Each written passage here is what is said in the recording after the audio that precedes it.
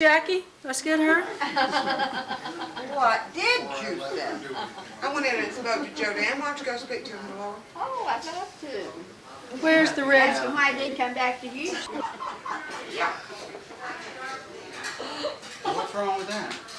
Well, she likes little tiny cockroaches.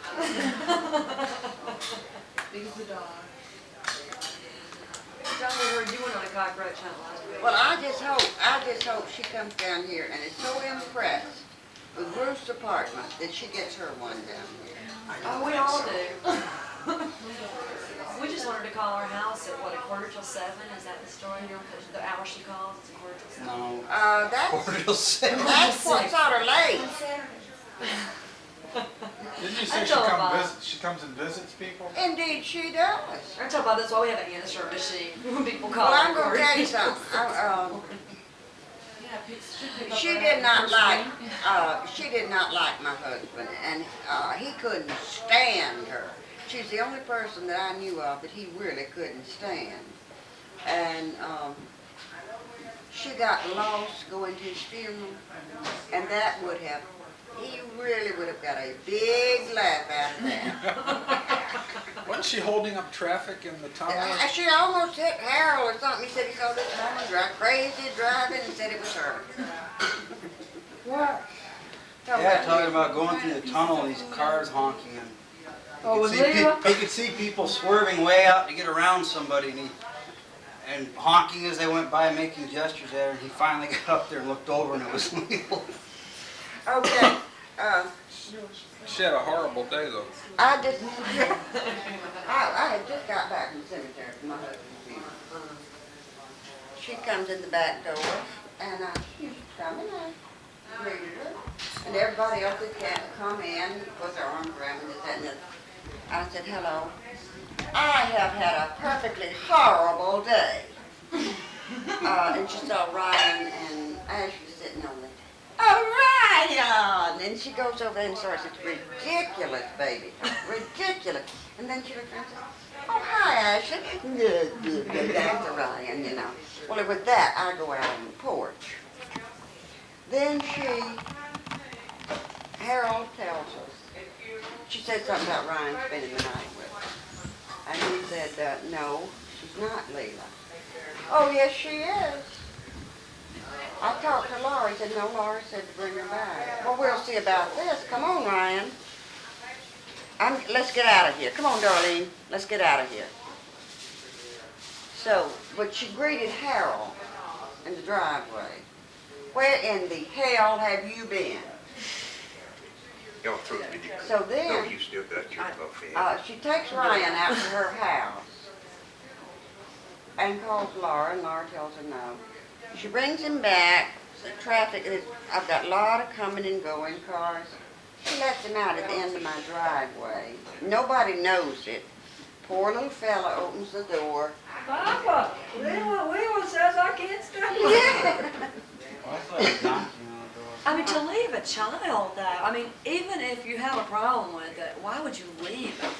She's an idiot. Harold and Werner were going to spend the night with her. I had a house full. Harold had a house full. Harold tried to call her Leila. He was furious with her, and Werner was pitiful. She was so embarrassed. I felt so sorry for her. And everybody kept telling her, don't worry about it. We know her. We know her. We know her. But anyway, Harold called and said, I have company. I'll talk to you later. Never called, never called. He kept trying to call. So a friend of mine lived down the street. I said, it'll be all right with you with Harold and Ernest. She said, certainly. So they went down there and spent the night. They were, I know, a lot happier down there than they would have been at Lee's. But anyway, that's beside the point. That's beside the point. Harold tried to call the next day, I think. She called me the next day. Oh, she gets out and drives around the neighborhood early in the morning to see who's got company and whose cars are where and this, that, and the other. And I know she had cased the neighborhood. Luke Ella. I said, yes. Are Harold and Verna still there? I said, yes, they are. Would you like to speak to one of them? No. I said, all I needed to say to Harold yesterday, I said, all I needed to say to Laura about the children and the money. And I had a perfectly miserable day yesterday. I spent 2 hours driving so and so. I said, I'll be glad to give them your message. What kind of day does she think you've had? I mean, it's your husband's funeral, She you didn't know? care. She didn't care. But people were The more I hear, the more she amazes me. That's the great people were part. absolutely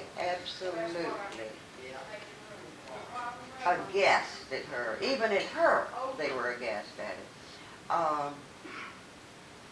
So anyway,